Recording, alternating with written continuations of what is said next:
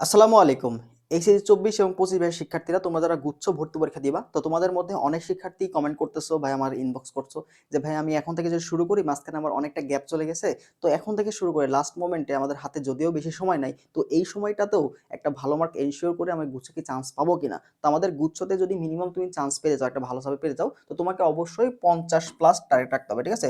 তো ৫০ এটা হচ্ছে তোমার স্ট্যান্ডার্ড মার্ক। তো ১০০ এর মধ্যে তুমি যদি ৫০ রাখতে চাও, এটা ডিপেন্ড করছে প্রশ্ন যদি একটু ইজির মধ্যে থাকে। আর প্রশ্ন যদি তোমার স্ট্যান্ডার্ড থাকে, প্রশ্ন যদি তোমার স্ট্যান্ডার্ড বলতে কি, যেখানে তোমার কঠিন হবে না, সহজ হবে না, স্ট্যান্ডার্ড থাকলে তোমার মোটামুটি বলা যায় ৪৮ থেকে ৫০ এর মধ্যে তুমি একটা সাবজেক্ট পাবা। তো এই যে যাদের প্রিপারেশন মোটামুটি নেওয়া হয় নাই, যাদের প্রিপারেশন গুচ্ছের জন্য তুমি নেও নাই, বাট অন্যান্য ভর্তি পরীক্ষা দিছো কিন্তু কোথাও চান্স হয় নাই, তারা এখন থেকে শুরু করলেও গুচ্ছের জন্য একটা সেরা কামব্যাক দিতে পারবা কিনা তাদের নিয়ে কথা বলবো, ঠিক আছে? তো যারা নতুন করে শুরু করতে চাচ্ছ, পসিবিলিটি কেমন চান্স পাওয়ার এবং আদৌ কিভাবে সম্ভব কিনা, এই টোটাল বিষয় নিয়ে A to Z কথা বলবো। তো অবশ্যই তোমরা যারা এমন আছো যারা শুরু করতে চাচ্ছ তাদের নিয়ে, ঠিক আছে? তো প্রথম কথা ভাই, আমাদের হাতে কিন্তু প্রায় 30 দিনের মতো সময় আছে, 30 দিন প্লাস সময় আছে। তো এই 30টা দিনও তুমি যদি ডেইলি রেগুলার থাকার চেষ্টা করো, অ্যাটলিস্ট তুমি গুছছে 50 প্লাস মার্ক রাখতে পারবা, ঠিক আছে? 50 প্লাস মার্ক পাওয়ার জন্য এই 30 দিন যথেষ্ট সময়। তুমি যদি আরো কিছু এফোর্ট দাও, দেখা যায় তুমি যদি একদম টু দা পয়েন্ট পড়তে পারো যে গুচ্ছের জন্য এক্সাক্ট যে টপিকগুলো আমার জন্য ইম্পর্টেন্ট বা যে চ্যাপ্টারগুলো এক্সাক্ট আমার জন্য ইম্পর্টেন্ট, তো তুমি কিন্তু অল্প সময় খুব সুন্দর মতো পড়ে ফেলতে পারবা। দেখো আমাদের পরীক্ষায় যদি মনে করো সাপোজ 50টা টপিক থেকে পরীক্ষা আসে, ঠিক আছে? 50টা টপিক থেকে পরীক্ষা আসে, আমাদের বইতে কি 100 প্লাস টপিক আছে। তো অনেক শিক্ষার্থী কি করছে, 100 প্লাস টপিক পড়ছে, 100 প্লাসের মধ্যে সে 70টা টপিক পড়ছে, বাট এখানকার যে 50টা টপিক তার মধ্যে সে 20টা টপিক বিয়োগ করে ফেলছে। বাট তুমি যদি ওই এক্সাক্ট 50টা টপিকই পড়ো, তাহলে তুমি কি 100টা টপিকের থেকে তো আগায় যাবে না, কারণ তুমি এক্সাক্ট টপিকগুলোই পড়তেছো।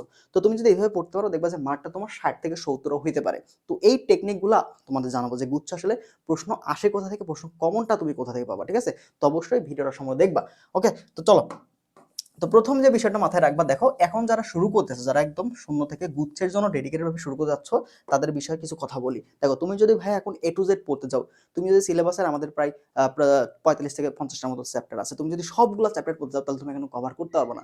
আর গুচ্ছতে সবগুলা চ্যাপ্টার বা যে কোনো অ্যাডমিশনে সবগুলা চ্যাপ্টার থেকে কিন্তু খুব বেশি প্রশ্ন আসে না। তো তোমাকে এটা আইডেন্টিফাই করতে হবে যে আমার গুচ্ছের জন্য আমার এখানে সবচেয়ে বেশি ইম্পর্টেন্ট চ্যাপ্টার কোনগুলো। তো আমাকে এখানে সিলেক্টেড এখানে ফোকাস করতে হবে বেশি করে। তো তুমি যদি সিলেক্টেড চ্যাপ্টারগুলোতে ভালো করে ফোকাস করো এবং ওই সিলেক্টেড চ্যাপ্টারগুলো, সিলেক্টেড টপিকগুলো, যে বললাম না আমাদের অধ্যায়ে তো অনেকগুলো টপিক আছে, বাট এক্সাক্ট প্রশ্ন আসে যে টপিকগুলো থেকে বেশি আসার সম্ভাবনা সবচেয়ে বেশি, তুমি যদি আগে ওই টপিকগুলোই ভালো করে ফেলে ফেলো, তো তোমার কিন্তু প্রশ্ন কমন পাওয়ার সম্ভাবনা সবচেয়ে বেশি থাকে। তো এই বিষয়টা মাথায় রাখবে। তো এই দুইটা কাজের জন্য তুমি কি করবা, জিএসটি, ঠিক আছে? জিএসটির যে কোশ্চেন ব্যাংক আছে, শুধুমাত্র জিএসটির বিগত 5 বছর না, জিএসটি অধিভুক্ত যে সকল ইউনিভার্সিটিগুলো আছে, তো তুমি নেটওয়ার্ক কোশ্চেন ব্যাংকটা দেখবা, ঠিক আছে? নেটওয়ার্ক যে কোশ্চেন ব্যাংকটা, এখানে অধ্যায়ভিত্তিক প্রশ্নগুলো দেওয়া আছে।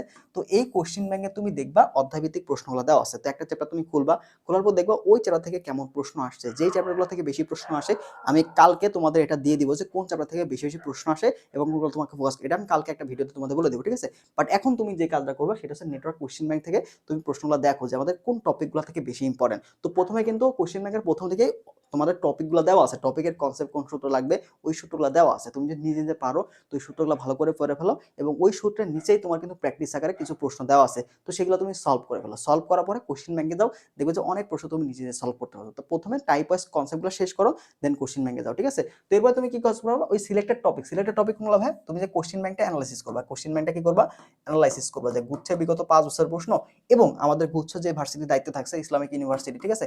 ইসলামিক ইউনিভার্সিটি বা অন্যান্য যে জাস্টের প্রশ্নগুলা, মাওলানা ভাসানীর যে প্রশ্নগুলো আছে, মাওলানা ভাসানী অর্থাৎ সায়েন্স টেকনোলজি যে প্রশ্নগুলো, সেগুলো একটু ভালো করে দেখার চেষ্টা করবা।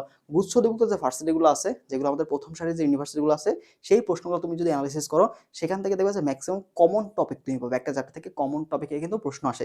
যেমন আমাদের যে আজকে এমসিকিউ বুস্টার কোর্স আছে জিএসটির জন্য। তো আমাদের যে জিএসটি এমসিকিউ বুস্টার কোর্সটা দেখো এখানে, তো এখানে আমি আজকে নিউটনের বলবিদ্যা ক্লাস নিলাম, ঠিক আছে? নিউটনের বলবিদ্যা থেকে আমি জাস্ট এখানে 4 থেকে 5টা টপিক তোমাদের পড়াইছি গুচ্ছের জন্য। তো ওই নিউটনের বলবিদ্যা থেকে ওই 4 থেকে 5টা টপিক থেকে ঘুরে ফিরে প্রত্যেক বছর প্রশ্ন আসে, ঠিক আছে? যেমন বাধাদানকারী বল বা টর্ক, এই যে কৌণিক গতি বেগ, এই টাইপের প্রশ্নগুলো থেকে গুচ্ছ বা গুচ্ছ অধিভুক্ত যে ভার্সিটিগুলো আছে, এখানে ম্যাক্সিমাম টাইপ প্রশ্ন আসে। তো আমি অল্প কিছু টপিকগুলো পড়াই দিছি, কিন্তু এই টপিকগুলো সবচেয়ে বেশি ইম্পর্টেন্ট, ঠিক আছে? তো এই বিষয়গুলো তোমাকে মাথায় রাখতে হবে যে কোন টপিকগুলো আমাদের জন্য বেশি ইম্পর্টেন্ট এবং কোন এমসিকিউগুলো বেশি ইম্পর্টেন্ট। তো এই জিনিসটা কিন্তু আমাদের যে গুচ্ছ এমসিকিউ বুস্টার কোর্সটা, এইটাতে আমরা ফোকাস করার চেষ্টা করছি, যাদের কনসেপ্টের সমস্যা আছে। তুমি যে টপিকগুলো তোমাকে ইম্পর্টেন্ট টপিক তুমি বাছাই করলা, বাট ওই টপিক সম্পর্কে তোমার নলেজটা নাই বা তোমার বেসিক দুর্বল আছে, কনসেপ্টে তোমার সমস্যা। কিন্তু এই যে মাঝখানে খুবই অল্প সময়, এটা হয়তো তুমি বুঝতেছো একা একা আমার পক্ষে পসিবল না, বা আমি হয়তো যখনই পড়তে যাচ্ছ তোমার কাছে একটা হতাশা কাজ করছে, আমি তো পারি না, টপিক সম্পর্কে আমার ধারণা নাই। কারণ অনেকে বেসিকের সমস্যা থাকতে পারে, প্রশ্ন অনেকে ধরতেই পারে না, প্রশ্ন দেখে যে কোন সূত্রে অ্যাপ্লাই করতে হবে এটাও তুমি জানো না। তো ওই বিষয়গুলো ওই সকল স্টুডেন্টগুলোকে আমরা কি করছি, কম্প্যাক্ট আকারে যেগুলো বেশি ইম্পর্টেন্ট ওইগুলো সলভ করাইছি। তো প্রশ্নের ক্লাসের ডিউরেশনটা কম হচ্ছে, তো অল্প সময়ের মধ্যে সে কিন্তু সবকিছু বুঝে যাচ্ছে। তো একদম বেসিক সহ প্রত্যেকটা ক্লাস কিন্তু আমরা এখানে করাচ্ছি। তো আমাদের এই কোর্সটাও আগামী 25-26 তারিখের মধ্যে শেষ হয়ে যাবে, ঠিক আছে? তার মধ্যে তুমি সিলেবাসটা শেষ করে আবার পরবর্তীতে আমরা পেপার ফাইনাল, সাবজেক্ট ফাইনাল এক্সামগুলো নিয়ে তোমাদের কিন্তু কোর্স কমপ্লিট করে দিব। তো এইভাবে যাদের ক্লাসের প্রয়োজন আছে, কনসেপ্টে এখনো সমস্যা আছে, শুরু থেকে করছো, তার জন্য এই কোর্সটা আমি এখানে সাজেস্ট করবো। আদারওয়াইজ তুমি যেভাবে পড়ো, যদি নিজে যেভাবে পড়তে পারো তাহলে তো হইলে, কোশ্চেন ব্যাংকে অ্যানালাইসিস করো, এখানকার যে টপিকগুলো পাচ্ছ সেগুলো তুমি যদি কনসেপ্টে ক্লিয়ার করতে পারো তাহলে তোমার তো কোর্স দরকার নাই। তো তুমি জাস্ট এক্সামগুলো দিতে পারো। তো এক্সামের জন্য আমাদের এক্সাম ব্যাচটা আছে, এটা তুমি আমার এখানে ভর্তি হও বা যে কোনো এক জায়গাতে এক্সামগুলো মাস্ট দেওয়ার চেষ্টা করো। লাস্ট এক মাস দেখো, আমরা কিন্তু দেখো প্রথমে রাখছি কি এখানে প্র্যাকটিস এবং এক্সাম, প্র্যাকটিস এক্সাম। তো এক্সামগুলো ভাই তোমাকে দিতে হবে। এক্সাম তুমি যেখানে হোক, অনলাইন অফলাইন হোক, তোমার যে কোনো যে প্ল্যাটফর্মে হোক, অ্যাটলিস্ট এক্সামগুলো দাও। এক্সামগুলো দিলে কি হবে, তোমার পরীক্ষার হলে যে টাইমটা ম্যানেজমেন্ট, ঠিক আছে, পরীক্ষার হলে টাইম ম্যানেজমেন্ট তুমি করতে পারবা। এছাড়া তোমার যে পরীক্ষার যে ভীতি, ঠিক আছে, পরীক্ষা নিয়ে কিন্তু আমাদের অনেকে ভয় পায়, পরীক্ষার ভিতরে আমরা নার্ভাস হয়ে যাই। প্রশ্ন তোমার মানে প্রত্যেকটা কনসেপ্ট তোমার ভালো মতো ক্লিয়ার হয়ে গেছে, প্রত্যেকটা বিষয় তুমি পারো, বাট তুমি প্র্যাকটিস করো নাই, তুমি এক্সাম দাও নাই, যার ফলে তুমি টাইমটা ভালো মতো ম্যানেজ করতে পারো না, পরীক্ষা হলে গিয়ে নার্ভাসনেস কাজ করে। তো এই বিষয়গুলো তোমার কিন্তু হয়। তো এখানে তুমি বাসায় বসে তখন প্র্যাকটিস করো, তখন তোমার হাতে অনেক বেশি সময় থাকে, বাট পরীক্ষা হলে তোমার কিন্তু 1 ঘন্টার মধ্যে সবগুলো প্রশ্ন পড়তে হবে এবং প্রশ্ন অ্যান্সার করতে হবে, যার ফলে তুমি কিন্তু ওখানে ওইভাবে তোমাকে প্রস্তুতি নিয়েই যাইতে হবে। তো সেটা কি হবে, সেটা তোমাকে এই যে এক্সামগুলো বা বাসায় যখন তুমি ঘড়ি ধরে প্র্যাকটিস করবা, ঠিক আছে, বাসায় যখন তুমি সলভ করবা প্রশ্নগুলো, তখন তুমি স্টপ ওয়াচ বা ঘড়ি ধরে ধরে প্রশ্নগুলো সলভ করার চেষ্টা করবা। তাহলে তোমার জন্য সবচেয়ে বেশি একটা বেস্ট একটা আউটপুট তুমি পেতে পারবা, ঠিক আছে? তো এই কাজটা তুমি করবা। তো এই 3টা টপিকের কথা বললাম, এভাবে যদি তুমি শুরু করতে পারো, এখন থেকে যদি শুরু করতে পারো, তাহলে তুমি কিন্তু দেখবা যে গুচ্ছে মিনিমাম 50 থেকে 60 মার্ক তুমি এনশিওর করতে পারবা। এবং রেগুলার তুমি যদি প্র্যাকটিস করার চেষ্টা করো এবং কোশ্চেনগুলো তুমি যদি বোঝার চেষ্টা করো, ঠিক আছে, তো এই কাজগুলো তুমি অবশ্যই করার চেষ্টা করবো, ওকে? আর আমাদের যে নতুন এক্সাম ব্যাচ, একদম গুচ্ছকর রিভিশন এক্সাম ব্যাচটা, এটা শুরু হবে আগামীকাল থেকে, একদম আগামীকাল থেকে, ঠিক আছে, 3 মার্চ থেকে শুরু হবে।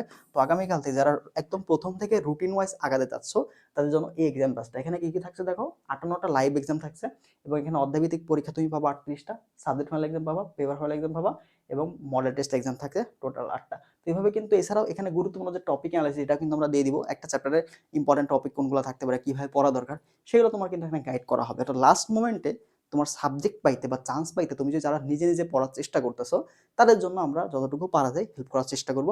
এবং প্রয়োজনীয় প্রশ্ন ব্যাংকের পিডিএফ থেকে শুরু করে গাইডলাইন, সাজেশন সবকিছু কিন্তু এখানে তুমি পেয়ে যাবা, ঠিক আছে? তো লাস্ট মোমেন্টে হাল ছাড়া যাবে না। শেষ একটা মাস তোমাকে একদম নিজের উপর বিশ্বাস রাখতে হবে যে আমাকে পারতে হবে, আমাকে করতে হবে, যেভাবে হোক আমাকে সিট নিশ্চিত করতে হবে। বেসিকের সমস্যা আছে, কনসেপ্টের সমস্যা আমি ক্লিয়ার করব। মানে যেখানে তোমার উইকনেস আছে তুমি এটা স্ট্রং জোনে নিয়ে চলে যাও। কারণ যতটুকু সময় আছে, এই সময়টাও তুমি যদি ভালো মতো কাজে লাগাতে পারো, তোমার হাতে যদি 10 দিন থাকুক, এই 10 দিন তোমাকে সঠিক স্ট্র্যাটেজি, কোথা থেকে প্রশ্ন আসবে ওই বিষয়গুলো তুমি যদি ফোকাস করতে পারো, তাহলে এই 10 দিনেও তুমি কিন্তু ভালো করতে পারবা, ঠিক আছে? বাট তুমি যদি অগোছালো প্রস্তুতি নাও, তুমি জানো না যে কোথা থেকে প্রশ্ন আসে বা যেখান থেকে আসবে তুমি সেখানে উল্টাপাল্টা পড়ে আসছো, তো এগুলো করে তো আলটিমেটলি লাভ হবে না, ঠিক আছে? তো অবশ্যই চেষ্টা করবা বেশি বেশি প্রশ্ন সলভের, ঠিক আছে, বেশি বেশি প্রশ্ন সলভের। এবং প্রশ্ন কোথা থেকে আসে এটা কোশ্চেন ব্যাংকটা তোমাকে অ্যানালাইসিস করতে হবে। কোশ্চেন ব্যাংক অ্যানালাইসিস না করলে তুমি কিন্তু বুঝবা না। তো অবশ্যই মাস্ট কোশ্চেন ব্যাংকটা অ্যানালাইসিস করবা। গুচ্ছযুক্ত সকল ইউনিভার্সিটির যে প্রশ্নগুলো আছে সেগুলো তুমি দেখবা, শুধু গুচ্ছের বিগত 5 বছরের প্রশ্ন দেখলেই হবে না, এটা একটু মাথায় রাখার চেষ্টা করবা, ঠিক আছে? আর যারা আমাদের গুচ্ছক এক্সাম ব্যাচ অথবা এমসিকিউ বুস্টার কোর্সে ভর্তি যাচ্ছ, যাদের বেসিকে প্রবলেম আছে, এখনো নিজে নিজে প্রশ্ন সলভ করতে পারো না, আটকে যাচ্ছ, কনসেপ্ট এখনো ক্লিয়ার না, কোথায় কোন সূত্র অ্যাপ্লাই করতে হবে এটা জানো না, তো এইভাবে শর্ট টেকনিক বা হচ্ছে তোমার হ্যান্ড ক্যালকুলেশন যাদের প্রবলেম, তারা চাইলে এই কোর্সটা নিতে পারো, ঠিক আছে? অলরেডি আমাদের 3-4টা ক্লাস হয়ে গেছে, সবগুলো ক্লাস ওয়েবসাইটে সাজানো আছে, তো তুমি সুন্দর মতো ক্লাসগুলো করতে পারবা, ঠিক আছে?